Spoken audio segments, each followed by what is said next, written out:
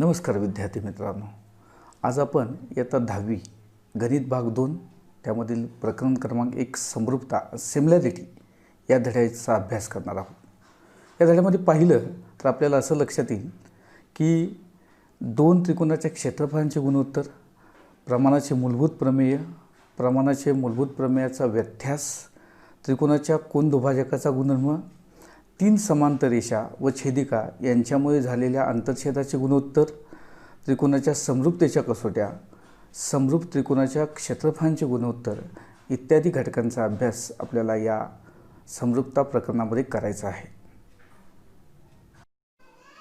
नमस्कार विद्यार्थी मित्रांनो, आज आपण इयत्ता 10वी गणित भाग 2 त्यामधील प्रकरण क्रमांक 1 समरूपता हा धडा अभ्यासणार आहोत। 10वीच्या बोर्डाला या धड्यावर 12 मार्काचे प्रश्न विचारले जाणार आहेत। समरूपता या शब्दातच त्याचा अर्थ लपलेला आहे।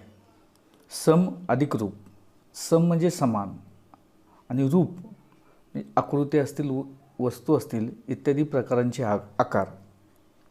इथं तुम्हाला काही आकृत्या दिसत आहेत, याच्यामध्ये समान रंग असणाऱ्या आकृत्या ह्या समरूप आकृत्या आहेत। जरा तुम्ही त्याचं निरीक्षण करा पाहू। आत्ता आपण समरूपते या संकल्पनेकडे वळणार आहोत। या ठिकाणी ए हे एक लहान अक्षर दिसतंय आणि ते झूम झाल्यानंतर तुम्हाला मोठं अक्षर दिसतं। इथं पाहिलं तर लहान ए हा सगळ्याच बाजूंनी मोठा मोठा होत गेलेला आहे, म्हणजेच त्याचं प्रमाण सर्व बाजूनी, रेषेचं बाजूचं प्रमाण हे सर्वच बाजूनी मोठं मोठं होत गेलेलं आहे। तसंच त्रिकोण, लहान त्रिकोण तुम्हाला दिसतोय, तोही झूम होताना पाहायला मिळतोय। त्याचे तिन्ही बाजू आहेत, त्या तिन्ही बाजू प्रमाणात वाढत चाललेले दिसत आहेत आणि म्हणून ह्या दोन आकृत्या ह्या समरूप आकृत्या आहेत। यावरून तुमच्या लक्षात आलं असेल की बाजू प्रमाणात असतील तर आपण त्याला समरूप असं म्हणू शकतो। आणखी एक त्याच्यामधील संकल्पना आहे। आता तुम्हाला इथं एक दोन त्रिकोण दिसत आहेत, त्रिकोण XYZ आणि त्रिकोण ABC। त्रिकोण XYZ मधील कोन XYZ हा 90 अंशाचा कोन आहे, पण त्रिकोण ABC याच्यामध्ये कुठेही 90 अंशाचा कोन दिसत नाही आणि म्हणून हे दोन त्रिकोण समरूप नाहीत। कारण समरूपतेची दुसरी संकल्पना अशी आहे की त्यातील कोन हे समान मापाचे असतात, म्हणजेच दिलेल्या आकृतीचे संगत कोन हे समान मापाचे असतात। आता आपण दुसऱ्या आकृतीकडे जाऊ। इथं तुम्हाला दोन चौकोन दिसतात, चौकोन PQRS आणि चौकोन ABCD। चौकोन PQRS हा तुम्हाला चौरस दिसतोय, याचे चारी बाजू समान आहेत आणि चारी कोन काटकोन आहेत। इथेही तुम्हाला त्रिकोण ABCD मध्ये चारी कोन काटकोन दिसतात, पण AB आणि CD ह्या दोन बाजू आहेत ह्या प्रमाणात वाढलेल्या दिसत नाहीत, त्या कमी झालेत। पण AB, AD व BC ह्या दोन बाजू आहेत, ह्या दोन बाजू PS आणि QR याच्या समान आहेत आणि म्हणून आपण असं म्हणू शकतो की PQRS हा जो चौरस आहे तो झूम केल्यानंतर त्याच्या चारी बाजू ह्या बारक्या न होता त्यातल्या दोन बाजूच बारक्या झालेल्या, त्या दोन बाजू बारक्या झालेल्या नाहीत आणि म्हणून हे दोन चौकोन समरूप चौकोन नाहीत। विद्यार्थी मित्रांनो, तुमच्या लक्षात आलं असेल आता की समरूपता या संकल्पनेकडे वळताना बाजू प्रमाणात असाव्यात आणि संगत कोन एकरूप असावेत, तेव्हाच त्या दोन आकृत्या आपण समरूप म्हणू शकतो। म्हणजे समरूपतेची व्याख्या करताना आपल्याला असं म्हणता येईल, आकृत्यातील संगत कोन एकरूप व संगत बाजू प्रमाणात असतील तर त्या आकृत्यांना समरूप असं म्हणतात। चला तर विद्यार्थी मित्रांनो, समरूपता या प्रकरणातील पहिल्या संकल्पनेकडे आपण वळतोय. दोन त्रिकोणाच्या क्षेत्रफळांचे गुणोत्तर, ratio of areas of two triangles. आता दोन त्रिकोणाची संकल्पना तुम्हाला सगळ्यांना माहिती आहे. क्षेत्रफळ या शब्दाचा अर्थ समजला पाहिजे. क्षेत्र म्हणजे काय? जागा, आणि फळ म्हणजे व्यापलेली जागा. म्हणजे त्रिकोण PQR या त्रिकोणामध्ये जेवढी जागा व्यापलेली आहे त्याला आपण क्षेत्रफळ असं म्हणतो. आता त्रिकोण ABC मध्ये व्यापलेली जागा कुठली? तर ही सगळी आतली सगळी. तर ही त्रिकोण ABC मधली व्यापलेली जागा त्याला क्षेत्रफळ असं म्हणतो. त्रिकोण ABCचं ते क्षेत्रफळ झालं. गुणोत्तर या शब्दाकडे थोडंसं आपण जाऊया. गुणोत्तर, सचिनने सहवागपेक्षा डबल धावा काढल्या. डबल धावा काढल्या किंवा दुप्पट धावा काढल्या असं ज्यावेळी म्हणतो त्यावेळी आपण त्या गुणोत्तराच्या भाषेत आपण बोलत असतो. म्हणजे तुलना करतो आपण. म्हणजे सचिननं 100 धावा काढल्या आणि सहवागनं 50 धावा काढल्या, तर आपण 100 भागिले 50, शून्याला शून्य गेली, 5 1 5, 5 2 10, म्हणजेच 2 भागिले 1 म्हणजे 2:1. याला आपण गुणोत्तर असं म्हणतो. ह्या बेसिक संकल्पना तुम्हाला समजणं फार महत्त्वाची गोष्ट आहे. आता आपण जरासं दिलेल्या आकृतींच्याकडे बघूया. त्रिकोण PQR या त्रिकोणामध्ये आपल्याला उंची कुठली आहे? तर जी लंब आहे ती उंची असते. म्हणजे SR ही त्याची उंची झाली. कारण लंब कुठं दिसतोय? 90 अंशाचा कोण तर ह्या इथं दिसतोय. हे चिन्ह आहे काटकोनाचं, आणि म्हणून SR ही त्याची काय झाली? उंची झाली. आता तुम्हाला शाळेत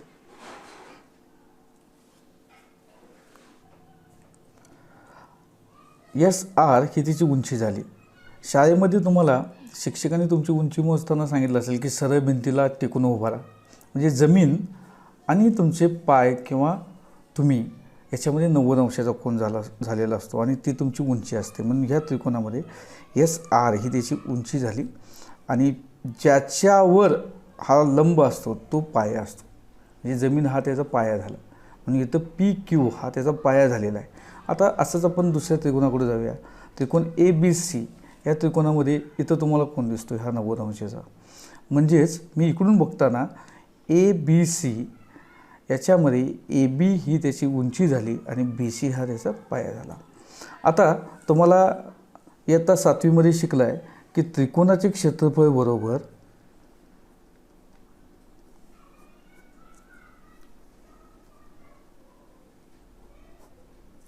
एक छेद 2 गुणिले पाया गुणिले उंची. आता इथं पहिला त्रिकोण मी घेतला तर पहिला त्रिकोण कुठला आहे? PQR.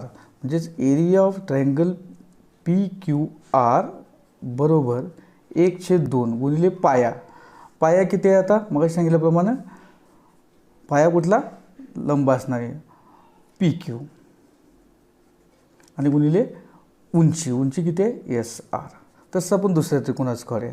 Area of triangle ABC is equal to 1/2 गुणिले पाया किती झाला? BC गुणिले उंची किती झाली? AB. आणि मग असे सांगितलं की हे दोन त्रिकोणाचे क्षेत्रफळ झाले, पण आपल्याला त्याचं काय करायचं आहे? गुणोत्तर काढायचं आहे.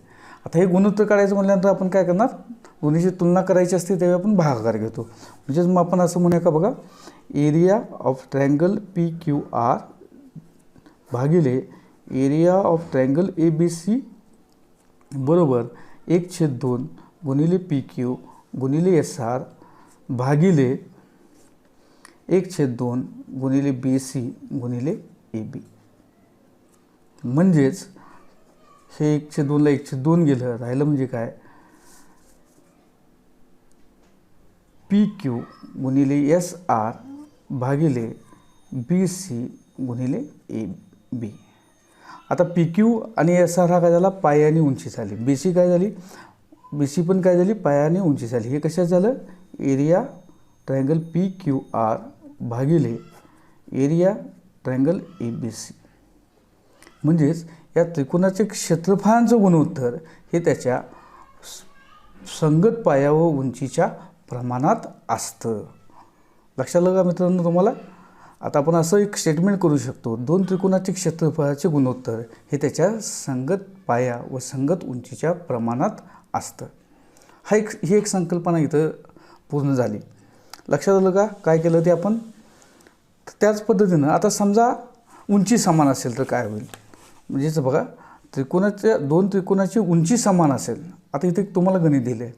त्रिकोण ABC मध्ये पाया दिलेला आहे BC आणि उंची इथं तुम्हाला तर लक्षात आलं असेल, उंची इथं दिसते. आता हे समजा इथं आपण D बिंदू घेऊ. तर AD ही त्याची उंची झाली आणि BC हा त्याचा पाया झाला.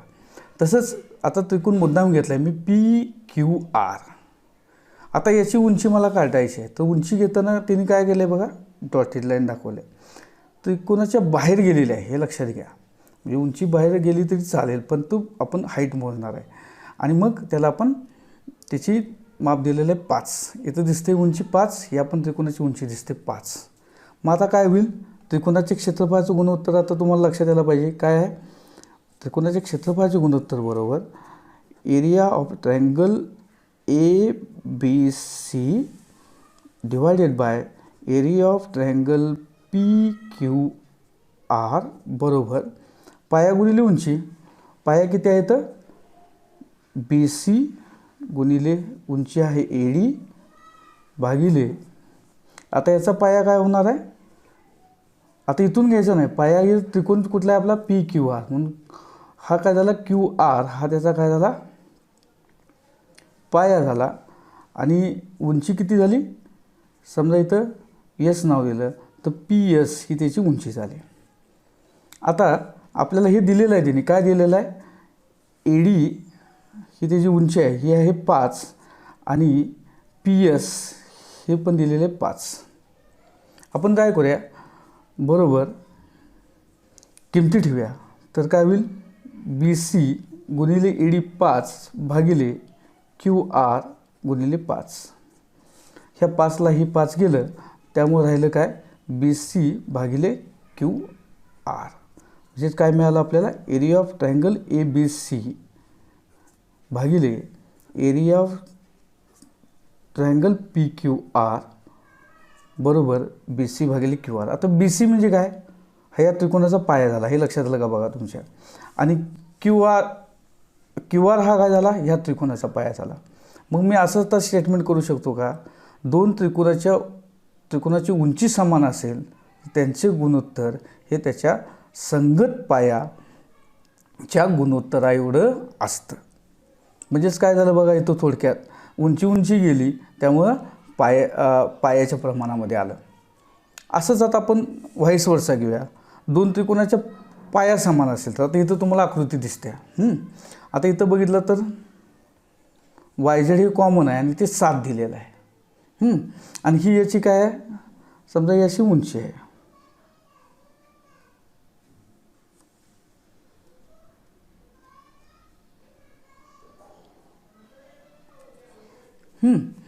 आता ह्या आकृतीमध्ये पाया तुम्हाला 7 दिलेला आहे आणि उंची इथं दिलेली आहे. आता मग इथं काय म्हणणार आपण पुन्हा या त्रिकोणामध्ये area of triangle XYZ divided by area of triangle WYZ is equal to XYZ उंची किती झाली, ह्याला आपण P आणि ह्याला काय तर Q देऊया. म्हणजेच XP into YZ divided by WQ into YZ. आता YZ हा कॉमन आहे, तो किती दिला आहे? 7 दिलेला आहे. म्हणजे मी पुन्हा इथं किमती ठेवल्या तर काय होईल बघा, XP गुणिले 7 भागिले WQ गुणिले 7. मग इथं आपण पुन्हा म्हणतोय area of triangle XYZ divided by area of triangle WYZ. म्हणजेच आपल्याला असं लक्षात येईल आता, area of triangle XYZ divided by area of triangle WYZ बरोबर ह्या 7 हे जाईल आणि XP डिवायडेड बाय WQ. आता इथं आकृतीत बघितलं तर XP divided by W Q. म्हणजेच आपल्याला असं म्हणता येईल, दोन त्रिकोणाचे पाया समान असतील तर त्यांचे गुणोत्तर हे उंचीच्या प्रमाणात असतात.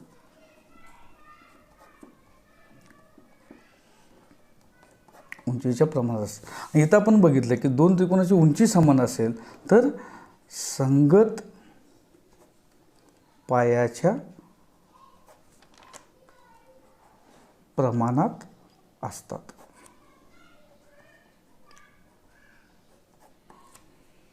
विद्यार्थी मित्रांनो, लक्षात आलं असेल तुमच्या.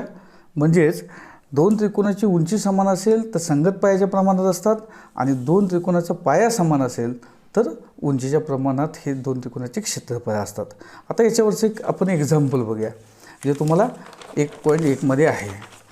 आता इथे एक उदाहरण दिलं आहे. अभ्यास 1.1 मधलं मी तिसरं गणित घेतलं आहे.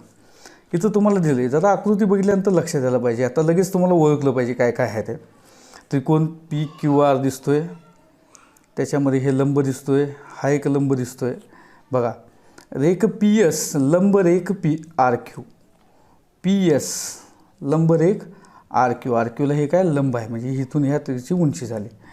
रेख QT लंब रेख PR म्हणजेच याच्यावर लंब आहे. कशाला? PRला लंब आहे म्हणजे हा पाया झाला, ही उंची झाली. आणि इथं माप दिल्या जरा बघूया आपण काय आहेत. RQ आहे 6. त्यानंतर PS हा पण दिलं आहे 6. PR हे टोटल दिले 12. आणि विचारले काय? QT विचारले. बघा, हा प्रश्न विचारला. बरं, मग आता आपण उत्तर शोधताना कसं सोडवणार आहे. आता ह्या त्रिकोणा म्हणजे मला कुठले दोन त्रिकोण घ्यायला पाहिजे? त्रिकोण PQR घ्यायला पाहिजे आणि त्रिकोण PQR हा एक त्रिकोण घेतला आणि दुसरा त्रिकोण घेणार आहे आपण. म्हणजे असं बघा की त्रिकोण एरिया ऑफ ट्रायंगल PQR असा एक घेतला तर इज इक्वल टू 1/2 पाया किती आहे याचा? 12. आणि माहीत नाही आहे काय? QT. पुन्हा हाच घेतला त्रिकोण एरिया ऑफ ट्रायंगल PQR. याच्यामध्ये उंची दिले 1/2, 6 दिले आणि पाया आहे 6 आहे. आता हे दोन त्रिकोण समान आहेत म्हणजे असं आपण म्हणूया का? बघा, 1/2 × 12 गुणिले QT बरोबर 1/2 गुणिले 6 गुणिले 6. 1/2ला 1/2 गेले आणि हे मग गुणिलेचं काय झालं? भागिले झालं. QT बरोबर 6 गुणिले 6 भागिले 12. 6 × 6, 6 × 2 12, 2 × 2 2 त्रिक 6 आणि म्हणून QT हा झाला 3. म्हणून याचं उत्तर आलं 3. इथं काय केलं आपण बघा की एरिया ऑफ ट्रायंगल PQR मला काय काय दिलं हे पहिल्यांदा शोधायचं. म्हणजे कुठल्याही अभ्यासातलं मला कुठलंही गणित दिलं की काय काय दिलं याची माहिती घ्यायची. PS लंब RQ म्हणजे ही उंची झाली, हा पाया झाला कुठलाही ह्या त्रिकोणाचा. परत QT दिलेला आहे आणि हा दिलेला आहे. पण त्रिकोण एकच आहे. PQR हा एक त्रिकोण दिला आहे आपल्याला आणि मग त्याची उंची आलेली होती. मग आपल्याला काय करता येईल? मग आपण नेहमीचं सूत्र वापरणार. एरिया ऑफ ट्रायंगल PQR बरोबर 1/2 पाया गुणिले उंची. मग पाया 12 झाला. QT आपल्याला माहीत नाही म्हणून QT आहे तसंच ठेवलं. एरिया ऑफ ट्रायंगल PQR बरोबर 1/2 उंची दिलेली आहे 6. PS 6 आहे आणि RQ सुद्धा काय आहे? 6 आहे म्हणून 6 गुणिले 6 झालं. आता हे डावी बाजू समान आहे त्यामुळं उजवी बाजू पण समान असणार आहे. मग 1/2 12 गुणिले QT बरोबर 1/2 गुणिले 6 गुणिले 6. हा आपला हाफ गेलंच तेव्हा आणि गुणिल्याचं काय झालं? भागिले झालं. तर QT बरोबर 6 गुणिले 6 भागिले 12, 6 एक 6, 6 2 12, 2 एक 2, 2 एक 6, म्हणजे QT हा किती झाला? 3 झाला. विद्यार्थी मित्रांनो, आपला हा इथे 1.1चा जो अभ्यास आहे तो या ठिकाणी संपतोय.